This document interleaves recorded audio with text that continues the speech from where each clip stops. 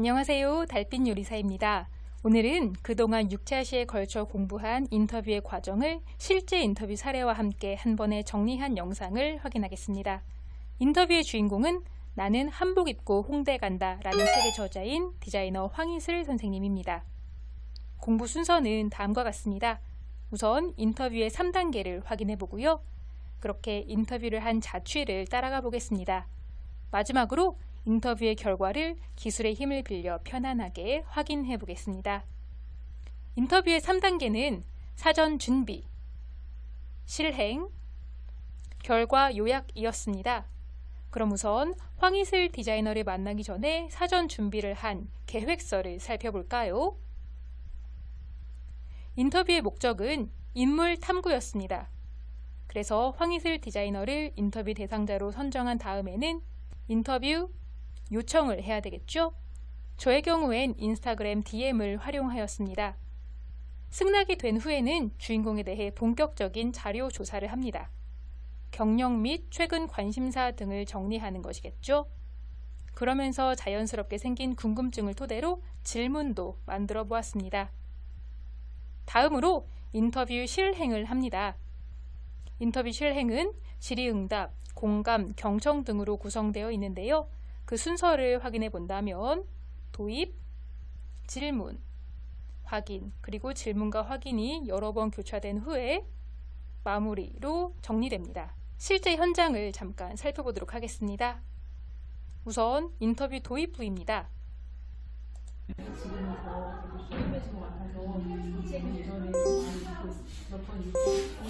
주인공과 연관된 가벼운 소재로 말문을 트면서 친근감을 형성하는 단계이지요.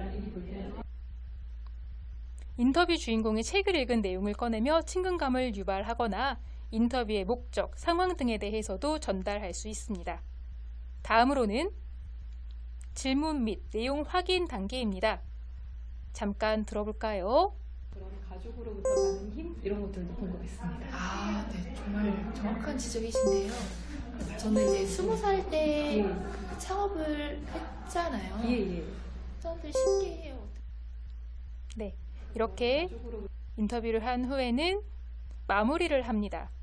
이 부분에서는 빠뜨린 것을 확인하고 마지막으로 당부하는 말을 듣는 단계인데요. 이 역시 잠깐 들어보도록 하겠습니다. 부탁드렸는데 말씀 주셔서 너무 감사드립니다. 저야말로 이렇게 멀리서 유치원 저를 찾아주셔서 아닙니다. 너무 감사하고 네, 아닙니다. 또 제 얘기가 학생들한테 또 전달이 돼서 이렇게 또 진로에 좀 도움이 되지 않을까 하는 생각을 하니까 기분이 좋고 그래요. 이렇게 진행된 인터뷰는 녹취 등을 통해 내용을 풀고 목적에 따라 글로 쓰이게 되는데요. 글을 쓰기 전에 이러한 개요를 쓰는 것도 좋습니다. 그럼 진행된 인터뷰의 결과를 한번 만나볼까요? 여러분이 좀 더 부담없이 들으실 수 있도록 네이버 클로바 더빙과 브루라는 프로그램을 이용하여 요약해 보았습니다. 인물 인터뷰 해보는 거야. 한복 디자이너 황희슬. 잘하고 좋아하는 것보다는 돈. 2020년 4월 통계청이 발표한 청소년 직업 선택 요인의 일부이다. 이 조사에 의하면 청소년의 32.8%가 직업 선택을 할 때 가장 중요한 요소로 수입을 꼽았다. 적성과 흥미가 그 다음이었고 안정성, 발전성, 보람 및 자아실현이 차례로 뒤를 이었다. 그런데 여기 10여 년 전 직업 선택의 기로에서 잘하고 좋아하는 것을 택한 이가 있다. 이제 그가 디자인한 옷은 유명 연예인의 무대 의상이 되기도 하고 프랑스와 이탈리아의 패션 무대에도 오른다.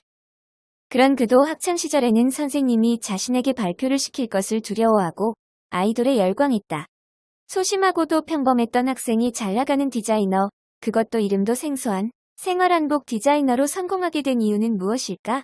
지금은 유튜버, PD, 강연자로도 종횡무진인 황희슬 디자이너를 만났다. 틀 깨기.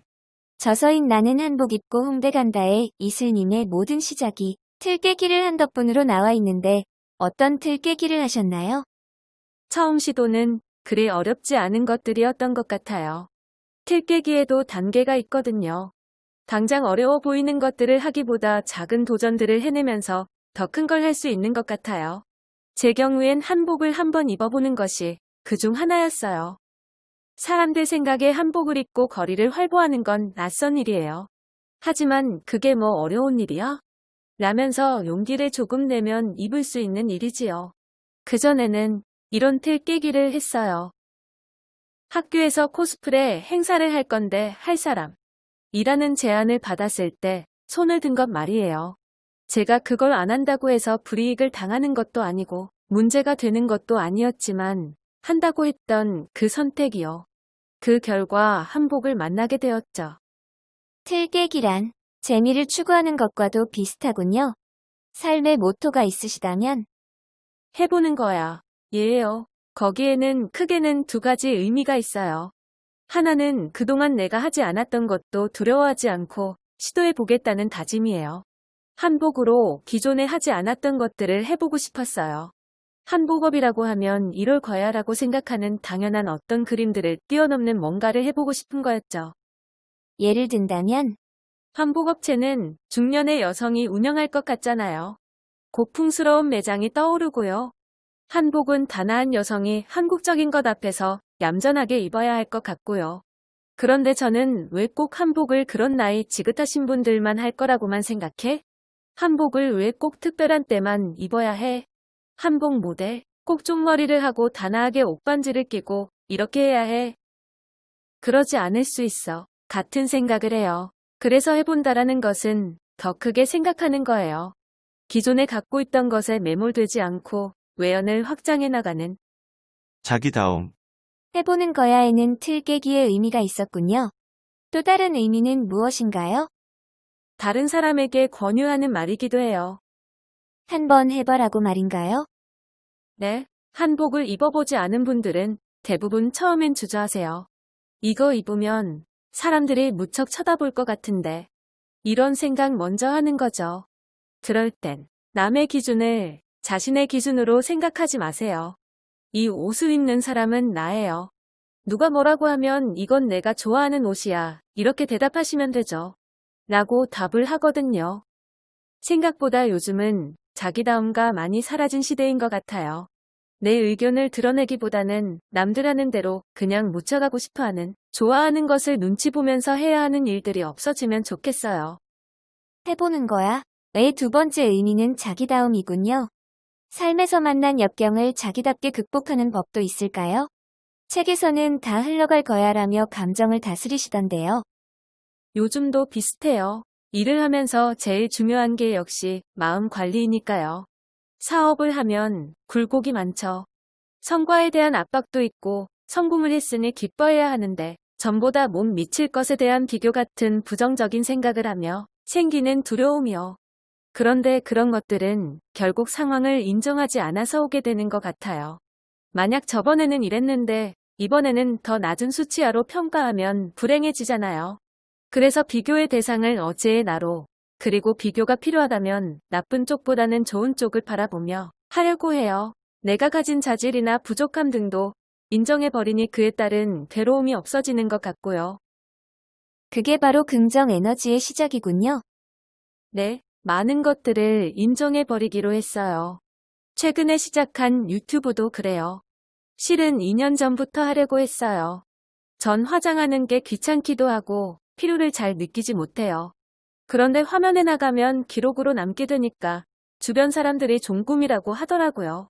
하지만 그러면 나답지 못한 것 같고. 그런데 뭐 어때? 이게 내 얼굴이지. 이것도 내 모습이잖아. 이렇게 인정을 하니 화장을 하든 하지 않든 유튜브에 얼굴을 공개할 수 있게 됐어요.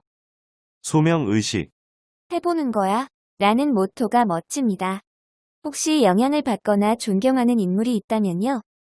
비긋 한복업체를 운영하시는 김남희 선생님을 닮고 싶어요.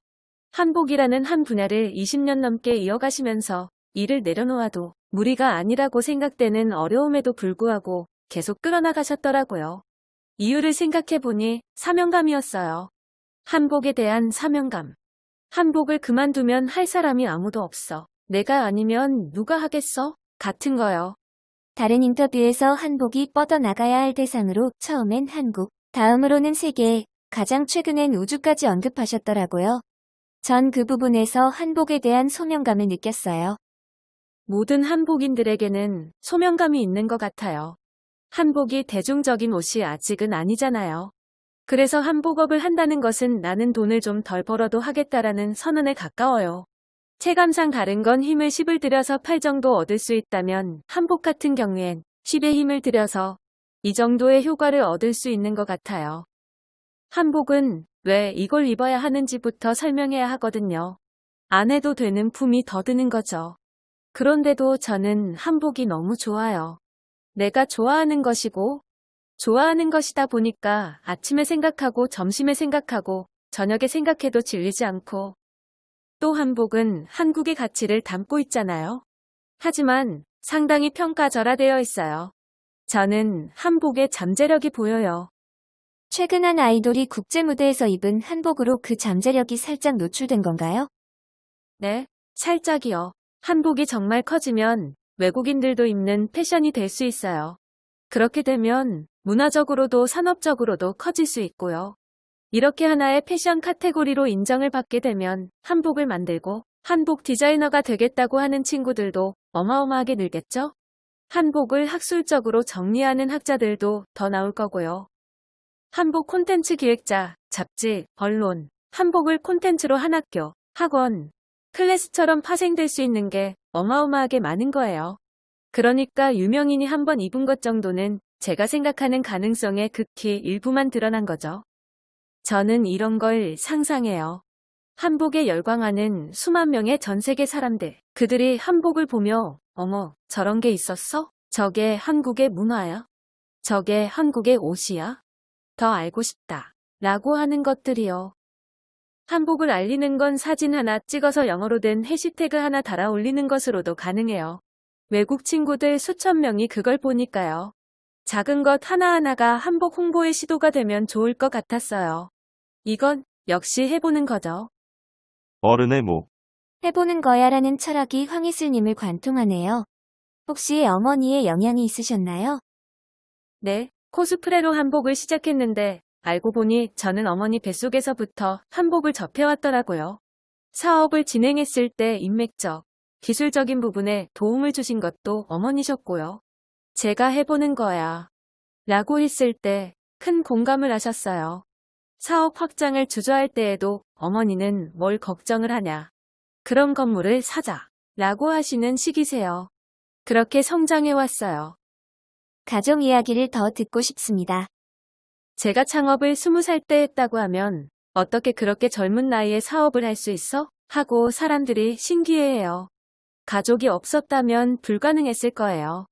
운영하시던 가게 한편에 행거 하나를 놓고 저의 첫 매장의 토대를 마련한 부모님이었고요.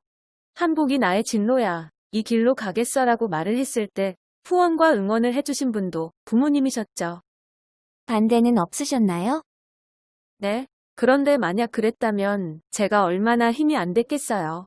나름 고민을 하고 내린 결정이었는데 그게 가족들의 성원을 얻지 못했다면 시작부터 힘든 싸움을 하지 않았을까요? 그런데 내가 그런 선택을 한 데에는 이유가 있을 거라고 생각을 한다. 잘해봐라 이렇게 얘기해 주셨던 것들이 큰 도움이 되었어요. 가족의 지원이 중요했군요. 간혹 자녀에 대한 지원을 학비 같은 것에만 국한시키는 경우를 볼 때가 있어요. 학생의 미래를 부모가 정해두는 경우도 있고요. 학생들이 꿈을 다양하게 가지면 좋겠어요. 그런데 그건 어른들이 해줘야 할 영역이에요. 어렸을 때 제게 직업에 대해 말해보라고 하면 열 몇 개밖에 말을 못했을 것 같아요. 세상에는 참 많은 분야의 다양한 전문가들이 있는데 몰라서요. 몰라서 그 길을 못 가는 경우도 분명히 많다고 봐요. 아이들에게 직업 중에 제일 좋은 건 역시 이거야 라고 말하기보다는 이런 직업이 있는데 이런 역량이 필요하고 이런 일을 할 수 있으며 사회에 이런 영향을 끼칠 수 있는 사람이야 라는 것을 객관적으로 말하는 걸 어른이 해주고 선택은 아이들의 몫으로 남기면 어떨까요? 어렸을 때 전 사업은 하면 망하는 거라는 소리를 들었어요. 장사가 쉬운 줄 알아? 굶을 수도 있어처럼요. 전 그림을 좋아해서 화가 같은 직업들도 생각해봤거든요. 그런데 어른들로부터 그거 하면 돈 못 벌어. 같은 이야기를 들으니까 저의 머릿속에 화가라는 직업이 배고픈 직업이라고 각인이 되고 그 길은 제게 두려움이 됐죠. 직업에 대한 여러 선입견에도 불구하고 자신의 적성과 흥미를 선택한 황희슬 디자이너. 한복만을 생각하는 데에도 하루 24시간이 부족하다는 그에게 훗날 묘비명에 남기고 싶은 문구를 물었다. 행복한 미소와 함께 돌아온 답은 시대의 아이콘이 되고 싶다는 것. 지위 고하를 막론하고 한 영역에 있어 독보적인 사람으로 기록되고 싶다는 그에게 한국의 의복사는 황희슬로 인해 달라졌다라는 묘비명을 선물처럼 건넸다. 작은 틀 깨기로 삶의 균열을 내고 그것이 씨앗이 되어 한복이라는 운명을 만난 디자이너 황희슬.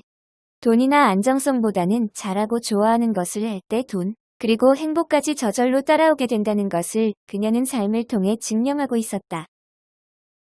자신의 적성과 흥미를 택해서 꿈을 이룬 황희슬 디자이너와의 인터뷰 잘 접하셨죠? 그럼 오늘 과제를 드립니다. 여러분의 진로와 관련하여 인물 인터뷰를 해보고 싶은 사람을 떠올려 보세요. 언젠가는 그분과 만나서 대화를 나누고 여러분의 인생에 도움이 되는 시간을 마련할 수 있길 응원합니다. 감사합니다.